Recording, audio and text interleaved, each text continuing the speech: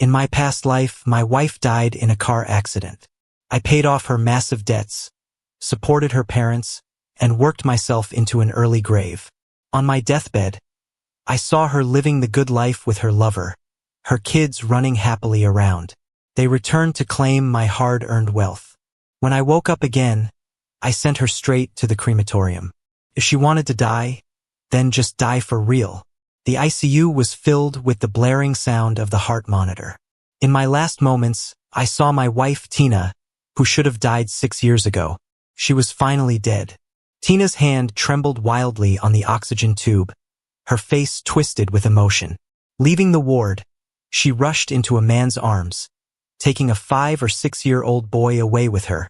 One moment I was drowning in wet, soggy hatred and pain. The next moment, I blinked, and I was back at the company where I had spent 6 long years.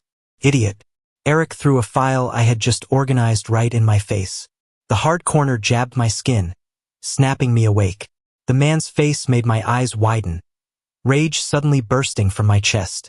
His face looked exactly like the man my wife fell into the arms of. You can't even do this right. Eric kept rambling on, but I couldn't hear any of it. With a hot head and clenched fists, I punched him in the head. In my last life, I had worked tirelessly to build a successful business, only for him to steal away my wife and family life. Thinking about it made my anger grow stronger. Both of us were shocked by my actions, taking a while to react. Eric's shrill screams pounded in my ears. Mike rushed up, grabbing my hand. Ben, are you crazy? But the hatred from 2 lifetimes couldn't be stopped by him. If you think you can, then you do it. I grabbed Eric's arm and twisted it hard. The bone made a dislocating sound. Ah, Ben. As he tried to speak, I stuffed his tie in his mouth. He whimpered in pain, unable to move. Mike, seeing things getting out of hand, tried to pull me away with all his strength. Don't you want to keep your job? He was disappointed, speaking with a tone of frustration. Eric was our boss, bullying the weak and avoiding responsibility, earning everyone's scorn. I had no idea when he hooked up with Tina. Chairs scattered and clattered, alerting co-workers outside. Hearing footsteps, I let go. Next time, think before you talk to me. I kicked him hard in the face twice for good measure. As I closed the conference room door, Mike gave me a thumbs up. You really laid into him. Aren't you scared of revenge? He grinned. Not a trace of the peacemaker from moments earlier left. In my past life, they conspired against me, leaving me to die there with my oxygen tube pulled. I only realized how foolish I had been in my final moments. She had both a son and a daughter, yet still wished for my early death to inherit everything from me. Thinking of that past made me shiver with cold dread. If we're going down, then we'll all go down together in this life. I ignored his words, speaking my thoughts aloud, my anger still simmering with resentment. The company's new layoff list had us both on it. As I told him, he stood frozen. After a few seconds, damn that bastard. In the afternoon, someone reported me to the police, accusing me of intentional assault. When the police came to investigate, Eric exploded. Mike, you were in the conference room. Dare to lie to them. He clutched his swollen cheek and raged, eyes bulging. Mike, inside the room, cluelessly faced the officers. I don't know what he's talking about. Eric, if you want me to lie in your favor, at least give me a heads up. He mumbled just loud enough for the serious officers nearby to hear. You. Eric clenched his fists, itching to attack. Mike raised a hand to block, but the officers stepped in, frowning. You want this resolved or not? Then he stood still, stepping aside. I locked eyes with one of the officers, speaking softly. Check the surveillance. The evidence is clear. If I have to be arrested, so be it. I'm not looking to be framed for settling personal scores. I was angry, mocking Eric with a sarcastic smile. The message was clear. Eric had passed off a recent successful project to his cronies, leaving me with trivial tasks, saying it was to train newcomers. I wasn't happy and argued a bit back. Everyone knew about it. Hearing about checking surveillance, the officers nodded, and Eric held his breathing, clearly nervous. This only solidified the speculation everyone had. We all headed to the surveillance room together. A coworker there nervously glanced at Eric, sheepishly murmuring, "Seems like it's broken." At that, we started to leave. Suddenly, I shouted out, "Broken? Let me take a look." Not waiting for a response, I stepped forward, and within moments, I had the surveillance up and running. That's when my wife, Tina, arrived, quickly pulling me aside. "Do you know how this affects the police investigation?" She scolded me in a low voice, looking apologetically at the officers, showing no concern for the fact that her husband needed to clear his name. In my previous life, I was just the classic pushover husband. Whatever she said was right. To keep them unaware of my sudden change, I nodded, playing along timidly. She always jumped in at crucial moments to scold me, as if proving I was guilty. Ignoring her, I focused on the monitor, which buzzed to life. An officer took over the mouse, glaring at the coworker in the room. "Ben, are you ignoring me now?" Seeing the monitor working, her face flushed, and she yelled at me, pointing a finger. Colleagues around us eyed her strangely, prompting her to awkwardly lower her hand. Turns out, the morning's conference room footage was indeed missing, but when the officer found the last bit of video, it left everyone uneasy. In the footage, Eric was moving close to a girl with long hair, giving a sleazy smile. The girl, looking shy, said, "Eric, this isn't right."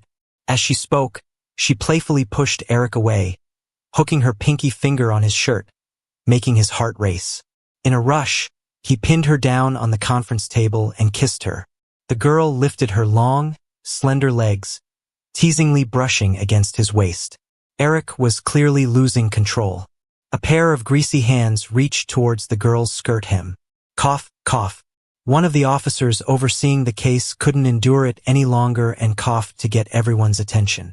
The people snapped back to reality. In the video, the girl also shyly pushed him away. "What are you thinking? There are cameras." Hearing this, Eric got up slowly, straightened out his clothes, and left. Not long after, the video footage from that room stopped working. That video sure broke at the perfect time. A burst of ridicule followed. The girl in the video, intern Ava, blushed and ran away. Mike's face turned dark. I remember when he first joined. He did everything to please her, but didn't even get a smile. After all the time fawning over his goddess, she turned out to be so wild behind the scenes. If she found someone better than him, he might have been able to accept it. But this? What a piece of work. If she knew Mike's true background, she'd probably regret it deeply. I held back my laughter and patted his shoulder, and in a bit he was over it.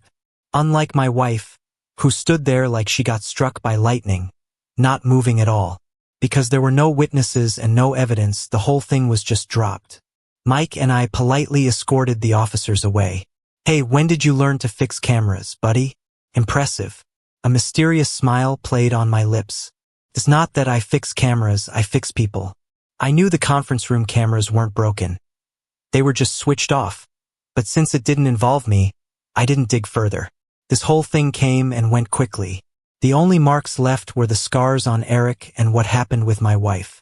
Nobody caused trouble, so I got off work early that day. My wife was on a phone call, probably still angry. She didn't even hear me unlock the door. "Ava, what's up with you? You better make things clear today. What do you take me for? Do you not love me anymore?" Whatever came from the other end. Soon she nodded shyly and repeatedly said, "Okay." Before hanging up, she made sure to give some advice. I stood at the door, exaggerating the sound of closing it, and only then did Tina realize I was home and quickly ended the call. When I came in, her expression instantly changed. "Are you deaf when I talk to you? Showing off your skills?" "Huh?" I stayed silent, and her rant continued endlessly. I've always been seen as the honest type.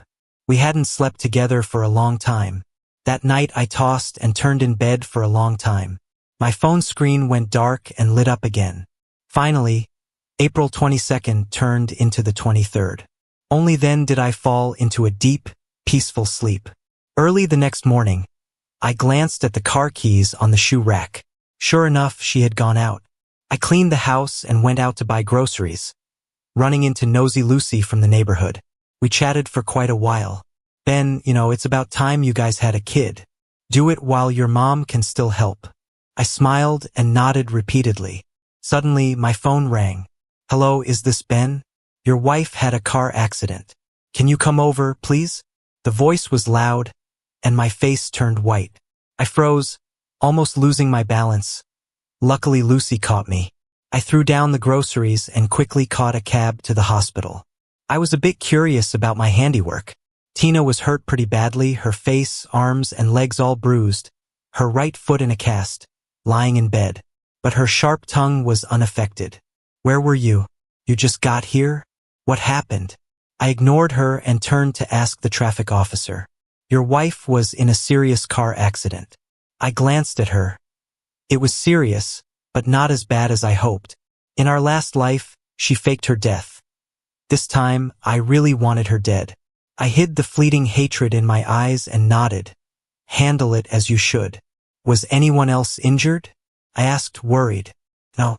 Tina screamed, and both the officer and I looked over, confused. We're not filing a report. She was adamant. Ben, are you not listening to me? No cops involved, it's just a car. We'll get another.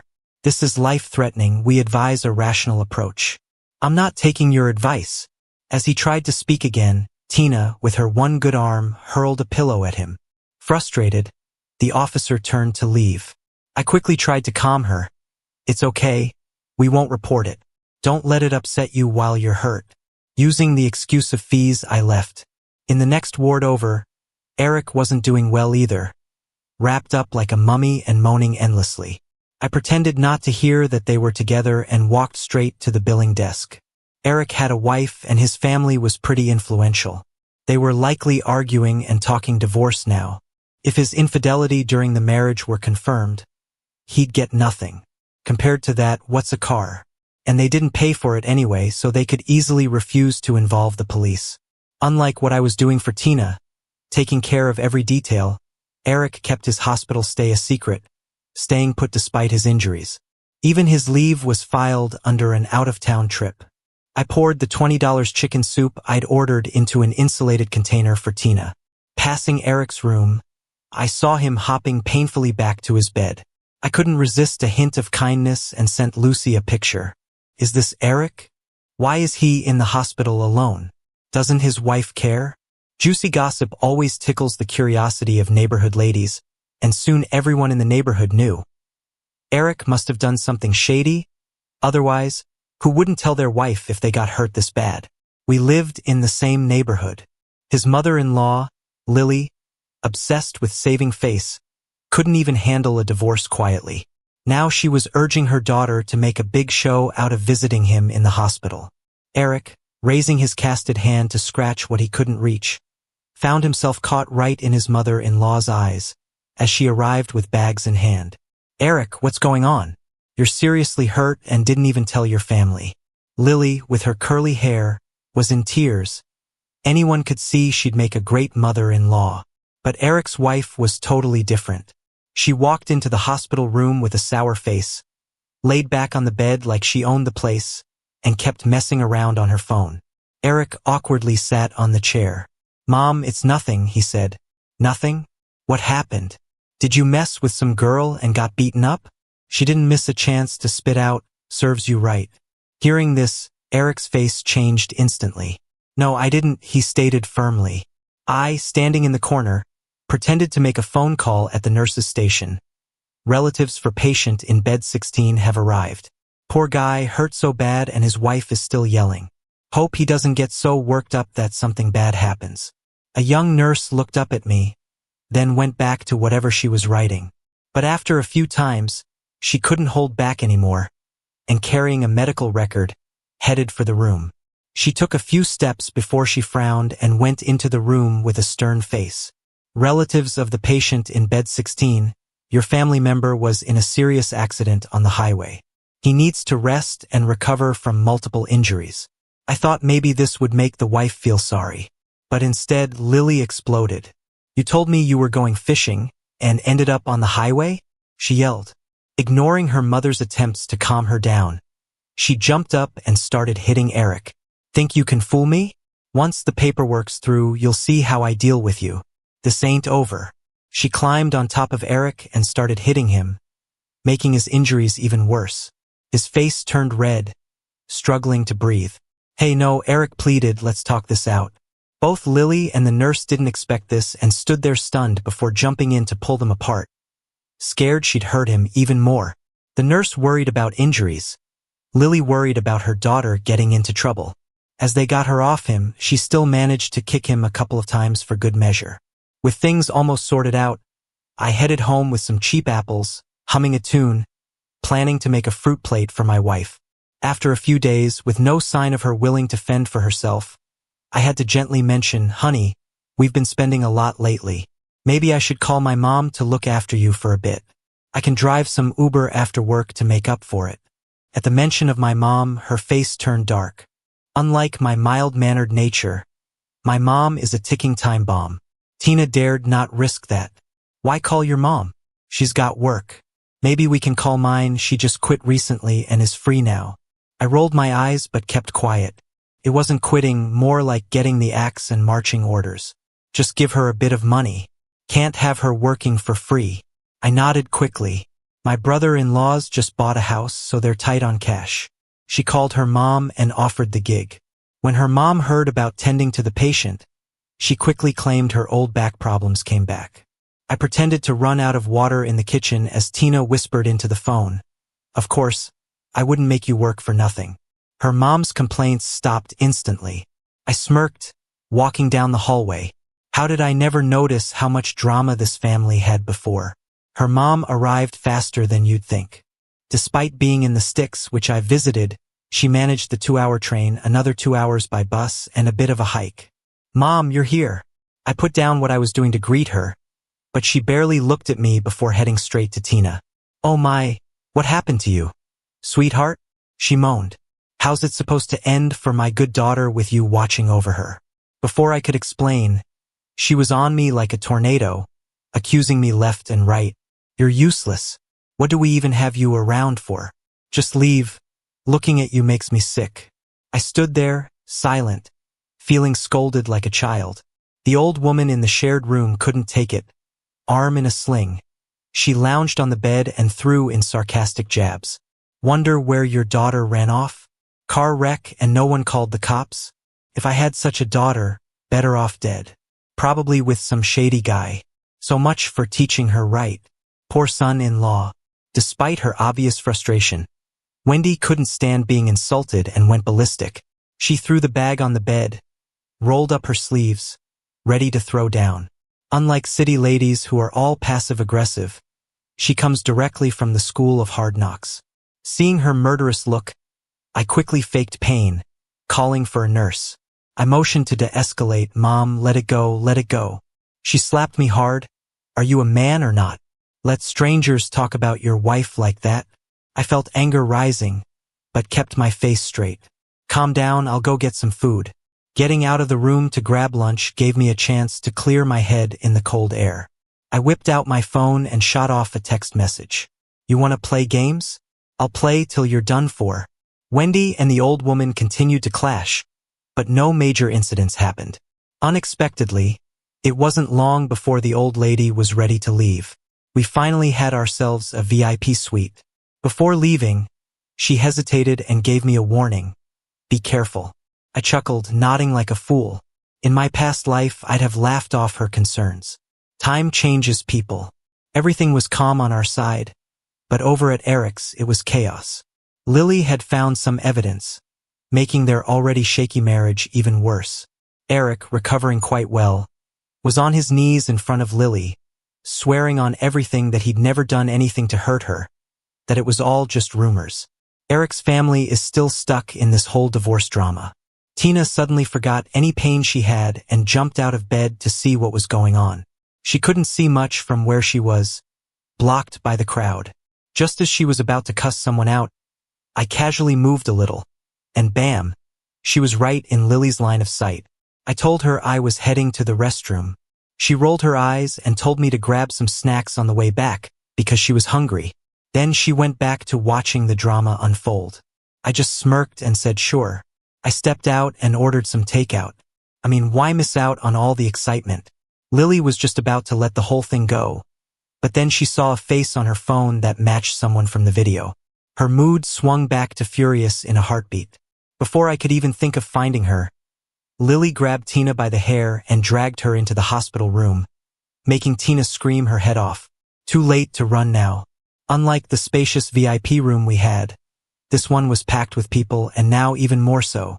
Tina stumbled and fell, knocking over a trash can, spilling all the gross stuff inside it, and landed right on top of the mess. Everyone looked queasy, but Lily didn't care and grabbed an empty trash can, hitting her over the head with it repeatedly. When everybody initially got to the hospital, there were whispers about those two having some kind of relation. But then their families showed up acting like strangers, so people cooled on the idea until things heated up again. Tina was screaming and crying, blood dripping from her nose, when finally, someone from the nurses' station showed up. Wendy was shouting about calling the cops, hands on her hips. I rushed over, holding a bag of food, sweat dripping from my forehead. Where the hell were you while your wife was getting beaten up? Wendy hissed. Stuffing your face, you pig. I ignored her and checked on Tina, who was clutching at her wounds and crying but not saying a word. When the idea of calling the cops got tossed around, she quickly resisted, but both of us knew the police had to be called. Intentional assault wasn't something to let slide without compensation. Wendy perked up at the mention of money and called the police without hesitation. By the time the cops showed up, Tina's wounds had been treated. While she stammered through her statement, Wendy had no problem accusing Lily of wrongly claiming Tina was a mistress and attacking her. The drama quickly spread through the hospital wing. Lily, now pumped up again, was wisely held back by her family. False accusation? She countered, pulling out her phone to show the police the video proof. Embarrassing sounds streamed from the phone, the kind that made everyone's face flush with embarrassment. The young officers gave up on figuring out if it was really Tina, just handing the phone back and saying, mistress or not, you can't just beat someone up like that. Lily, from her educated background, understood this, staying silent but fueling Wendy's fire. See? You know you're wrong. You'll need to cough up 70 or 80 grand or this isn't over. Tina stood there pale as a ghost, knowing very well it was her in the video. Some bystanders had a peek at the video too, their looks evolving from confusion to mocking in seconds. Public shame hit hard and fast. Tina suddenly snapped and bolted for Eric's hospital room. Eric was pretending to be asleep, a scared man lying in bed, but seeing Tina rush in, he couldn't even muster a word. Eric, say something, Tina shouted, trying to yank the blanket off him, but Eric wasn't having it. I stood at the door, watching the chaos like it was a sad soap opera, then turned and left. A cold smile briefly crossed my face. Tina couldn't face staying in the hospital anymore and checked out later that day. I went to work as usual, keeping my hours long and unpredictable, giving them all the time they needed to act.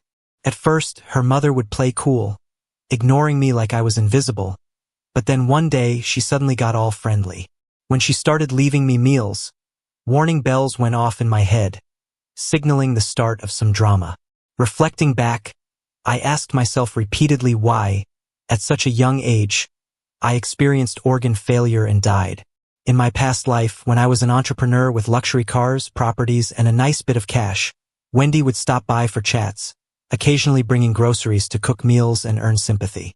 At the time, her sudden kindness didn't ring any alarms for me, just gratitude. But while Tina was in the hospital, I had someone set up hidden cameras at home. A shift in behavior made my gut twist in suspicion, so I quickly found an excuse to leave the house. Wendy cursed as I walked out. Sitting in the car, I pulled up the home surveillance on my phone. I watched as Wendy and her daughter argued in the kitchen. How much longer are you going to drag this out? I don't have time for your drama, Wendy said.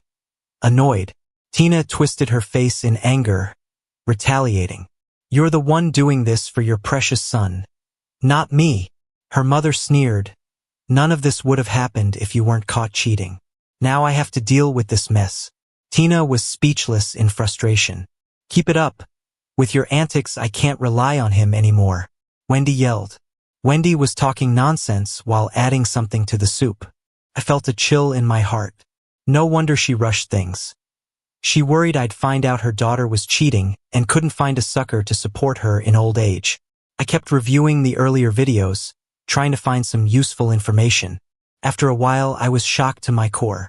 In the video, not long after installing the cameras, Wendy brought an old man into our home. As soon as they walked in, they were all over each other. Nothing like the bossy attitude she showed us normally. They were sweet as blooming flowers. "Tom, it's been so long. Don't you miss me at all?"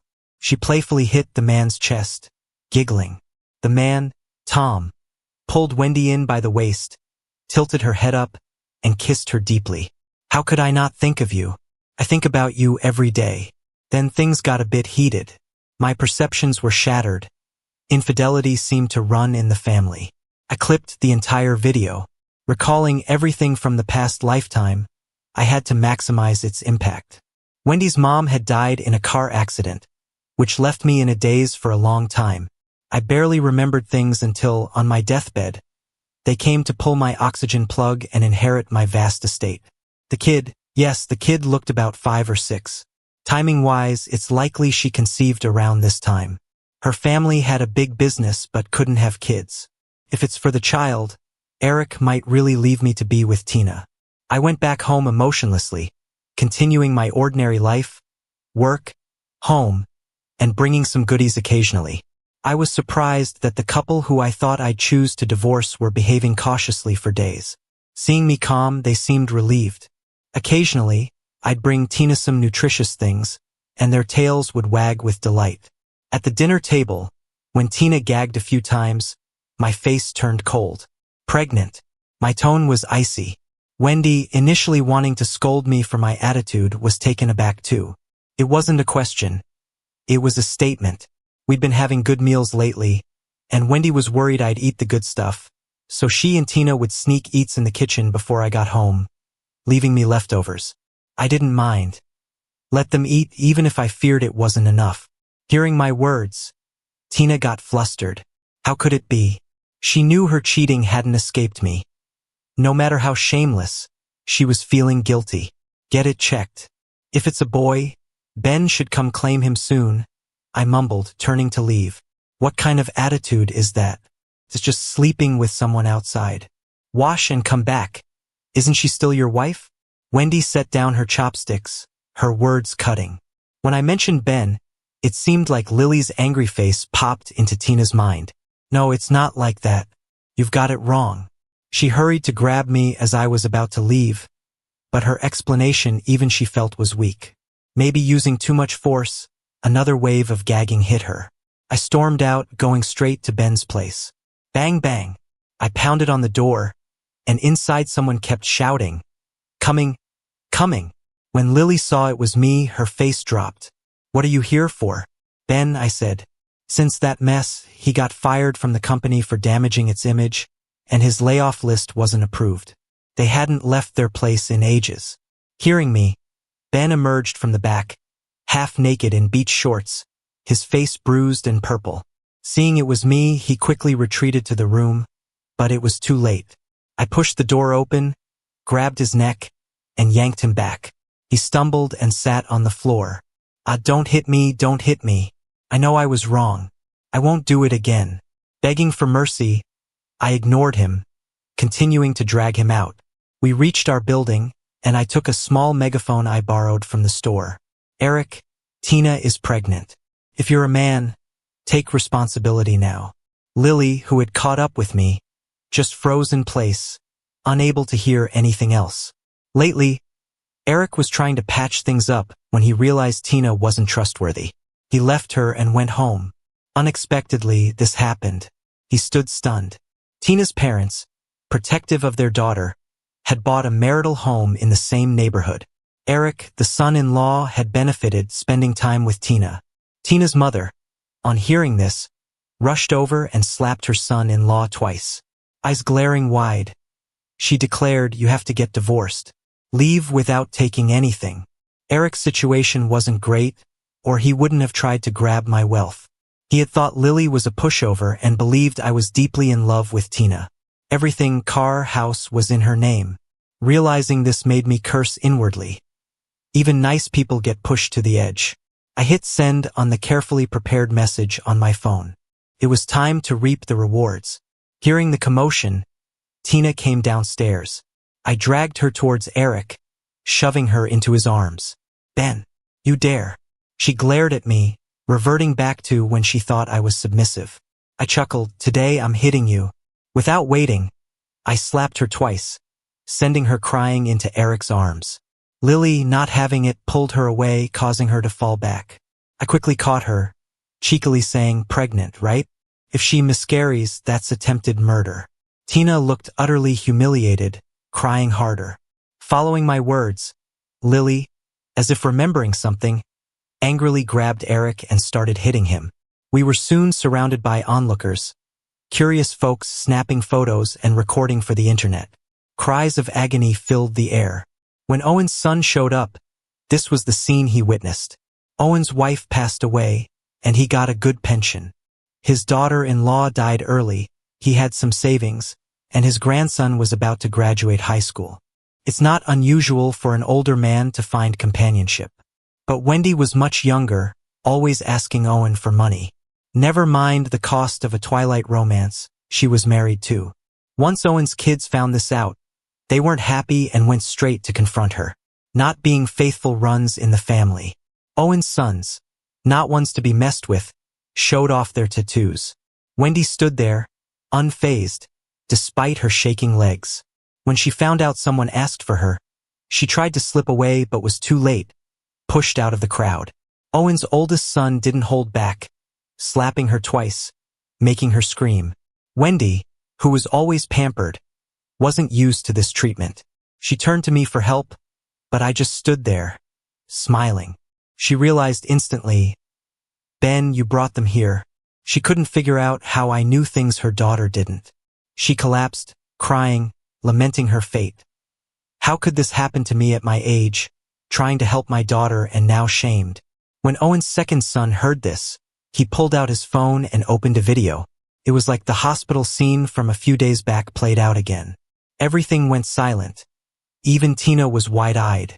An older lady being so loud was shocking. Wendy turned red, tried to grab the phone but tripped, dropping it. The video kept playing, so she tried stamping on it to destroy it. But a new phone costs $1,000. Wang air-eyed her, asking how she'd pay. She ignored him, and Owen's sons began to beat her. Wendy couldn't fight back. Her forehead was bleeding, her arms bruised, her limbs broken. She kept begging for an ambulance.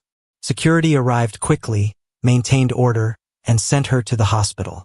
On the way to the ambulance, she turned to me, yelling, "Ben, you're heartless." I replied, "How am I heartless? Did I make you cheat? Did I make your daughter get pregnant by someone else?" I chuckled, "Good luck." Owen's sons decided to call the police. Wendy had conned Owen out of a lot of money, and now the police wanted it returned. She was stressed, having to pay back all this money. Her youngest son urged his dad to come see what's happening. When Leo arrived, Tina, pregnant, was bustling about, helping her mom. She was clinging to the hope of keeping Eric by her side with the baby, despite the chaos. Leo, confused by the scene, asked what was going on.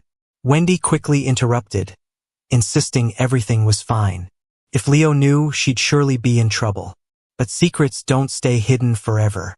When Leo stormed into the hospital, Wendy knew it was over. "At your age, caught cheating, why not just die?" he lashed out, striking her. Years of hard labor made him strong, and it didn't take much for her nose to start bleeding. As if unsatisfied, he pulled out his belt, whipping Wendy repeatedly. Flirting with other men, he growled, then put his belt back on and left. I handed a cigarette to the janitor, gave a nod, and walked out. When Tina arrived, she saw her mother trembling in a corner. The hospital wanted nothing to do with them. Eric was set on divorce, acting recklessly and hanging around Tina. Lily's family had power, so Eric walked away with nothing. I remained unchanged, going to work as usual. Knowing what lay ahead helped me start a business with Mike. Eric was restless. Seeing I wasn't divorcing, he tried to repeat the past, running with Tina. Wendy stopped them, saying if they didn't help her, no one would be happy. She knew I wouldn't assist her. Tina finally came wanting a divorce. Her arrogance was gone. Okay, divorce, but you leave with nothing. I casually flipped through papers, looking at her, worn out. Why? She demanded, slamming a hand on the table. Smirking, I said, because you cheated. Because you planned murder and you're about to get some jail time. Imagine being locked up. What about your child? With both parents in jail, he can't even take civil service exams. Think he'll resent you? Stop, I'll sign. Overwhelmed by recent events, she broke down, covering her ears, screaming. She signed the papers, leaving everything behind. Watching her flat belly, I chuckled. Good luck. Once the paperwork was done, I packed her things and kicked them out. The more someone treasures something, the more you take it, the better it feels. Tina went back to their shabby apartment. Now nobody wanted Wendy. Her husband was gone, her daughter left after the divorce. She tried calling her precious son, who hung up once he heard her voice. Trying again only got a busy signal. She was utterly alone. With a 5-month pregnancy, not big, but noticeable, they couldn't let go. They went to the hospital, and hearing the diagnosis of a stillbirth left them in shock. How could it be a stillbirth? Eric staggered back to his apartment, still in a daze. He got a notification from my video surveillance. His mother-in-law had given Tina a secret potion to help her conceive. You drank the potion, Eric screamed, yanking her out of bed, completely forgetting she was pregnant. No, I didn't, Tina desperately explained. It was just a normal prenatal medicine. But Eric had lost it. He blamed her for everything, claiming she had caused harm to their child. All his bottled-up frustration was unleashed on Tina. Then he saw the blood between Tina's legs and panicked. Fearful of being accused of murder, he took her phone and locked her in the house. Help me, Tina rasped, but all she heard was the sound of the door being locked. Tina resorted to a desperate measure. She set the house on fire. When the rescue team arrived, they rushed the barely conscious Tina to the hospital. It was too late. She had to have a hysterectomy and would never be able to have children again. For Eric, a Tina who couldn't have sons meant nothing. He thought about running away, but Tina was frantically searching for him. The love and sweetness between them were gone. Tina took Eric to court. I took Tina and her mom to court too. It was all for attempted murder. On trial day, she weakly accused me. It was you, wasn't it? But no one believed her. Her mom had picked the herbs herself, ground them up, and Tina had gradually added them to the food. Every time Wendy left food for me, she included it. The evidence was undeniable. Tina couldn't talk her way out. The judge started the sentencing. Tina was found guilty of attempted murder and sentenced to 25 years in prison, effective immediately. Wendy was also sentenced to 25 years for attempted murder. Eric was on the run. Her organs were failing, just like my situation before. The good luck was that, as a pregnant woman, her baby absorbed most of it. She probably never realized I had switched the concoction. Hopefully, in the next life, her child would find a better family. After they caught Eric, I visited him and told him. The son he dreamed of was killed by them. Tina and Wendy could never have come up with such a scheme. Every detail reeked of Eric's plan. Eric lost it, accusing me of being the murderer in front of everyone. The doctors had to sedate him. No, it's not related to me, I said. On the day of the car accident, the vehicle needed a maintenance check because something had accidentally dropped into it. Tina had agreed to go out with him to repair their broken relationship, preferring to travel in our car to avoid Lily's suspicion. Speeding on the highway, debris got through the oil filter, causing the car to lose control. In a sharp turn, they chose to hit the wall. Guilty and unscathed, they decided not to report it, thinking they could cover it up. Instead, it blew up. To his dying day, Eric never figured out where he went wrong, or maybe he did everything wrong. My and Mike's company grew bigger, so I quit my job to fully focus on it. Mike was the boss's son with money to spend, and I was a computer science genius who hadn't let my skills go rusty. Together, we were unstoppable compared to before. People kept trying to set me up with women, but I always said no. Maybe because I hadn't met anyone who really captivated me. Making money was more important. That was until Mike introduced me to his sister, who had just returned from studying abroad. The moment we met, I understood that loving someone isn't about always agreeing with them. It's about wanting to give them your all.